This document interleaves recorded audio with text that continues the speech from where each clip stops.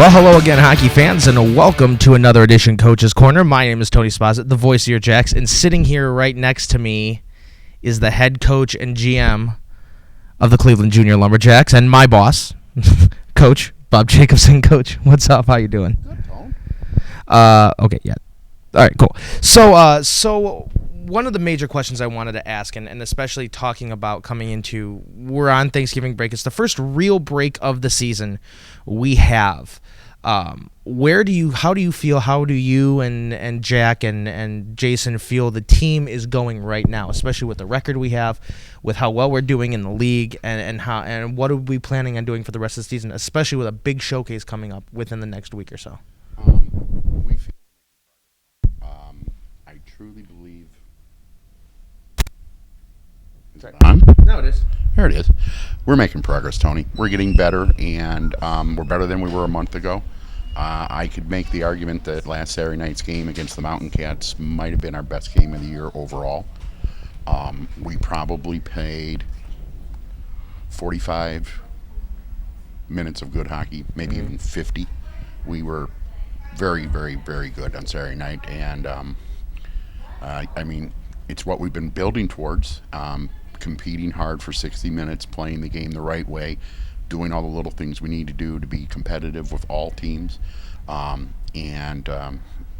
boys are listening and bought in, and like I said, it was probably our best game of the year. One of the major things I do want to talk about especially coming into December, is January. Now, for the most part of the first half of the season, you guys have been on the road, right? And you guys have been playing, different. That builds team camaraderie. Is it going to change the dynamic when you get home in January and the entire month of January, we're here at the Cleveland Heights Community Center? We're not out there at different buildings. We're playing on our home ice. I know you've always said it makes a difference when it comes to the boys sitting there and, being able to sleep in your own beds, not sleeping in hotels. But, when you're used to that and you're used to going out and playing that many road games, can it change the team's dynamic when they come home and play 4 weeks in the same building at home? I think if it was like in October, it could be a possible negative of being on the road or at home. But I think by that stage in the season, the boys will have bonded pretty well. I'm confident with our veteran, our captains, leaderships, that we're to the point now. Whether we play well or not is not predicated on where we're playing. Okay, and I think by then we'll be ready to be able to play home away. It won't matter. So the fact that we're home for a few weeks in a row, will possibly give us a little bit of an advantage. And what you want to do when you're fighting to try to win a division is you want to get separation, and you want to make the other guy scramble to try to catch you. And right now we're in a tight race, and that's good for us because I want to have competitiveness. But if we can get some separation and put the pressure on the teams chasing us, then maybe they feel it. Usually at this point in the season in our league, in the NA3HL, this is a turning point where the first half of the season, the, shall we say, honeymoon phase of the season is over. The teams are starting to gel together, and you're going to see teams that are going to start making changes in lineups and rosters and things like that. You'll see that over the next month and a half, especially as the trade deadline approaches. Usually at the end of January is usually when it is, the beginning of February. Right. So you'll see teams starting to move players that you've seen and got to know in different teams throughout the leagues may be moving. So you guys want to keep an eye definitely on point streak and keep an eye on what's going on around the league, because that's going to play a big part in coming down to the stretch once you come through the Christmas break in January. Now, a big thing that's coming up here, and this is always something that we talk about, the West Division in our league has clear separation. You can see there's a different style of hockey out the West, where you're in the teams in Minnesota, where they're a little bit more of a physical aspect, a little bit more of a physical game. You see that in Twin City in Minnesota. Out the East, where we are, we're a little bit more mental style of game, and we talked about this last year, especially coming into this upcoming week after Thanksgiving. We go to the showcase in Blaine, Minnesota. What are you preparing to play against teams like Minnesota? The Silver Cup champions, the Granite City Lumberjacks, the Minnesota Flying Aces, But we, like I keep saying, Tony, we have to prepare to play our game, and we've been pushing the physical button with the boys in practice, that they had to be more physical, just on a daily basis with each other and with the opponent, and that all came together Saturday night.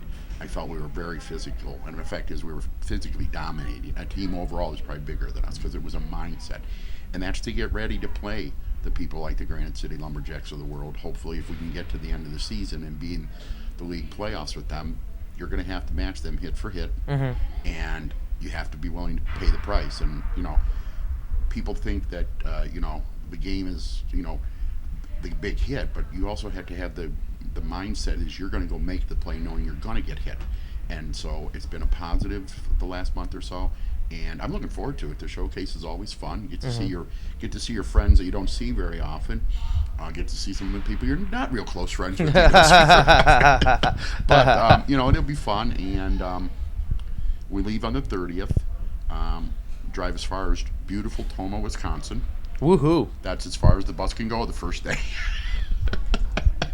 There's a lot to do in Toma, and if those are you out there that are watching, yeah, that's you guys need to come out with this guy right here. But no, there's a lot to do out there. And then we'll get up the next morning, drive into Blaine, and play our first game on Saturday afternoon against the Twin Cities Steel.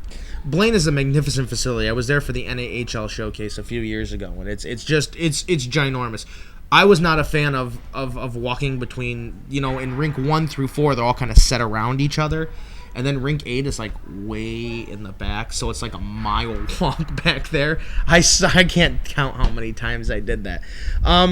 Let's go back to the Three Rivers game that we had. It was a very good weekend for us. I thought the games were very well played. I thought we played very hard at some points. We played, the first game we played a good few minutes. We played a good 60 minutes of hockey. Right? The second game, not so much. The first period we kind of lacked, and it gave them a chance to catch up. How did you feel that weekend? What did you talk about to the boys after that weekend? Especially, what did you talk about with Jack and Jason when you guys sat down after you reviewed the tape and decided what was going on and where? Well, we had thought we'd made progress, but we still felt the number of mistakes was unacceptable, as the boys found out when we did game tape. They love doing that, by the way. Where you can point out the mistake in slow motion, that when they came back to the bench and you try to tell them what they did wrong, and they're like, I didn't do that, coach. Yeah, okay, well. It's kind of hard to hide when it's on the DVD, and we play it back 3 or 4 times slow motion to say, now see, that's where you made that mistake. See, just a note, the camera never lies. Right. So but it was a step forward, and that, like we said, it's a journey, and we're 40% way through the journey. We've got 60% of the journey to go, and so far it's been fun. It's been aggravating at times. It's been all the things you're supposed to have when you're coaching a team. But overall, I like the boys. They're a good group of young men, and I'm looking forward to next week especially. It's going to be a lot of fun going to Blaine. The camaraderie this year is absolutely fantastic, and I've talked with a few parents, and one of the parents actually made a statement to me that I kind of agreed with but kind of disagreed. This year team is very good, but it seemed like last year we had more talent but didn't use it as effectively. This year we have the same amount of talent, but it's being used effectively. The team's gelling together. There's no clear, one way or another type people.